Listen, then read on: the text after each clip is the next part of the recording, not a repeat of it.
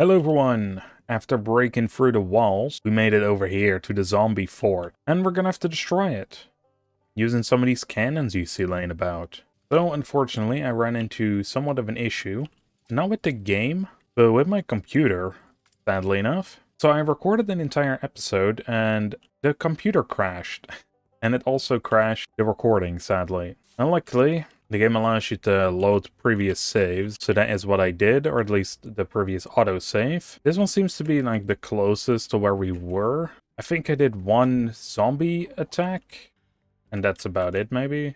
But alright, let's see. Seems like this cannon has already been done, so what we had to do is we had to find some keys. One was laying around here. One was laying inside of this cannon barrel. Then, let's see, I think one of them laid down over this direction, and then one over here. It seems like the other one is smoking. It wants us to go do that one, so we should be good for the rest. Now, this one is kind of sad, because I kind of big-brained this one for once in my life, and that is when something breaks, of course. So in order to break this lock, we need to correctly correspond these numbers with the block over here. You see that there's one handprint on this third one? We go back here. You can see different handprints as well. And this tree one is in line with the 5 handprint, or with all fingers at least. Meaning this third one is the tree.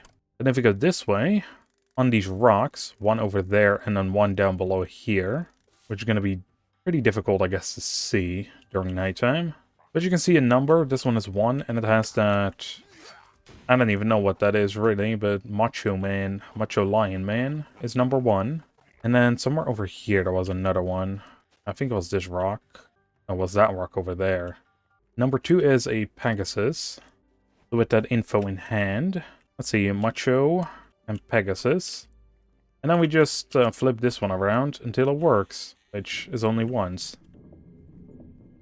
Because we already knew the other ones. And then we do Kablooey. And it explodes. Right, before we move over to that cannon over there, there is this tent camp here, and there was an important blueprint, if I remember right. Let's line them all up. Start knocking them down. Oh my god, that dealt a lot of damage really quick. But we can just knock them out like this. Run away, quickly eat. Oh man, we ran out of food. That's not good. That's like my whole entire strategy. Please don't. Alright, there we go. And this dude had an apple. How nice. I'm gonna keep that on the hotbar now. I rather prefer berries, but apples are good as well. Alright, there we go. Yeah, there were these things in there. That's even some of the items we need, right? Yeah, we have everything again for the refined engine. Now let's check out this cannon. This is simple enough. It was literally just moving that. And kaboom. Then we need to head over to the other side. And I don't know how well you can see on YouTube, but there is some smoke. That is where the cannons are. So bap. Fire that one off. Alright, sweet. And then there's one more over there, and that actually requires more of a puzzle again. So let's see, how did this one go? I think I just kind of pulled some random levers and worked at some point.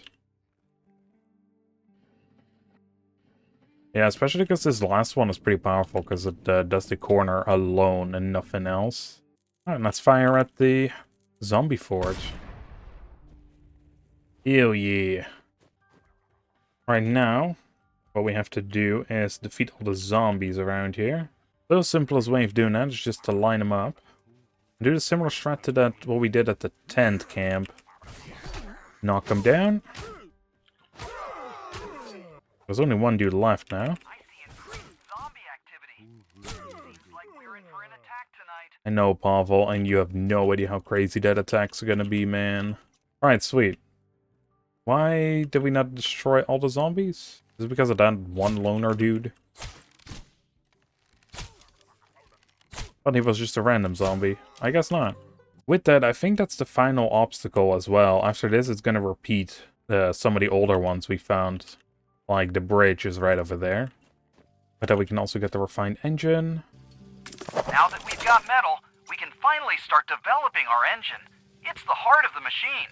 Stronger it gets, the farther we can go. This is where things really start to move forward. We didn't get the chance to complete it before the zombie apocalypse hit.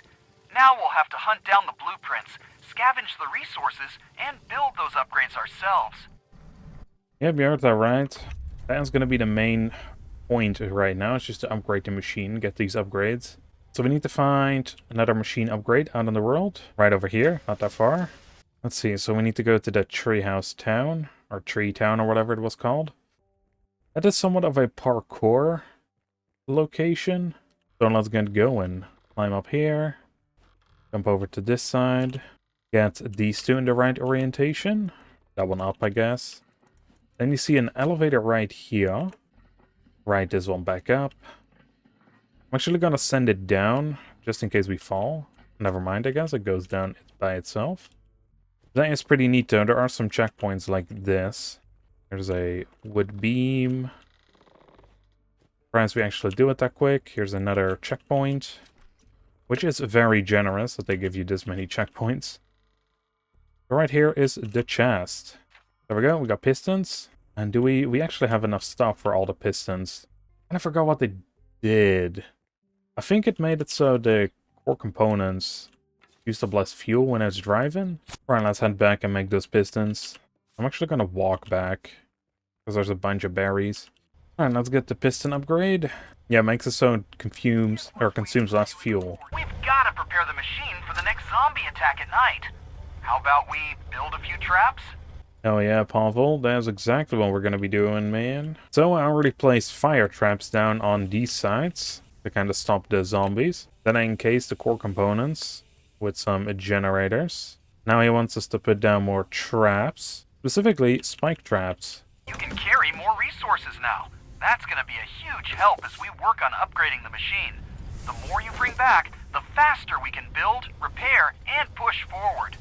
Yeah, and there we go. We skipped part of it because, well, we already made the small satchels. Now he wants us to make the supply sack, which is kind of interesting, I would say, in a way. Because that kind of implies that you're supposed to get the small satchel now and then immediately upgrade it again. However, by this time, you're most likely already have it, so no big deal. Also, there's a key in this chimney. It goes to that one down there. So what we require is in here. That's the supply sack. Let's get these supplies here too. And then make the supply sack as well. I want to get as much stuff done as I can. Right before Horde Night. I think we should be good. But again, I just want to get the stuff done. I'm also going to make the digestive tonic. That allows us to eat faster. Now it wants us to find the glider blueprint. But I already set a marker to the next loadout location. Look at me being bloody efficient when I know what's coming. And again, on the way, I'm going to grab all the berries I can. So I think after the glider, there wasn't much that I did. There was maybe one quest after. But I don't think much else. Alright, enter the oil rig. Where was the entrance? Right here. Get this one down. And then, of course, back up. Before we get into this zombie horde night, I will admit, the nights have gotten really difficult, man. Anyway, we can also get this oil chest. I guess not. That's weird. I was able to do that before. I wonder why not now. Well, not that it matters much. The thing is up here anyway. There we go. There's the glider blueprint. We're missing some diagrams, though. There are some rare materials right there. And there's a structure there, too. Can we make that? I'm not 100% sure. I think we might be. Just one of them, though. Not both, that's for sure. We also kind of have to hurry the heck up, so... This one, pretty simple. There's explosives right here that is holding the chest. And there's a detonator right here. Come on, come on, come on. Ah, it's the blueprint. Damn. I thought we got to the rare resources first. Alright, we got a sharpshooter slingshot. I'm gonna equip that over the one we had. See some over there, but I don't know if that are... Well, it looks like a massive horde, that's for sure. Yeah, and as you can see, they're running towards the sides now as well. That's because they're gonna climb up the sides of our vehicle. Which, really unfortunate. But that's why I had the fire traps placed on those sides. Alright, they entered the deck. Not great. And they're beating that one up. They flipping wood. Right, I'll quickly have to... Oh, dude, there's one here. What the heck? Get out of here. I was gonna say, I'm quickly gonna fix up these 4 components before the next wave comes around. Which they're already here. Okay, well, it's bad, but it actually doesn't look as bad as last time, surprisingly. They're really intent on destroying that one for whatever reason. Probably because this is, like, the only one that has an open spot here. Oh, that's a lot of damage numbers, man. Yeah, look at the amount that are coming now. And there's a couple of the Gravediggers. They're powerful as hell, man. Not only deal they a lot of damage, they also have a ton of HP. And there's a lot of them running around on the deck now. And I couldn't reload a single one of those. Great job. You fought off the zombie attack. Alright. Nothing will threaten us for the rest of the night. Great. Let's head over to that second location. I'm gonna get that glider up and going quick. Oh, would you look at that? This one just sits out in the open. And it has the diagrams we need. Alright, with that we can actually go back, get the glider. And then I can finally test that one out. So if we press E, while falling, there we go, we can glide. Actually don't descend as quick, which is pretty good. Yeah, I can see that help out a lot, especially if we're on a tall building like those walls. Yeah, our next objective would be to make the woodworking table. This is where I left off before my recording crashed. Looks like he has an advanced slingshot in here. He also gave us the invisibility shake a while back. Makes us invisible for 10 seconds. Something weird about this advanced slingshot, I don't think it's actually that great. Like, it deals less damage than the one we craft. And especially less than the ones we've been finding. It's kind of odd. Alright, turns out we need more generators. Because what I want to build is this. And now we need more rope. At the dismantling station, we have a bunch of old tools that we keep finding. We can actually turn them into something useful. Like, for example, this old pickaxe. Because we use the big ones anyway, we may as well. And then I'm wondering, can we destroy some of these legendary sets? Because honestly, that would actually be pretty good. Because we have a couple of them. And we cannot use more than one. Legendary sets. Nope, it stops immediately. Well, I'm not sure what to do with those then. But there is one more loadout piece over there. But I think we're coming up to a town. So there's probably going to be a ton of them. But alright. I'm going to be leaving it off over here. I basically did what I wanted to accomplish, which is get back to the point where I left off before everything crashed. Again, this is just a recording crash, so it wasn't a game. It kind of sucks that OBS crashed like that, and then did not save the recording. But hey, luckily, we can load older save files, and the game auto-saves quite often, so I was actually able to find the spot where we left off, pretty much. But with that being said, I hope y'all enjoyed. I'll see you on the next one. Bye, everyone.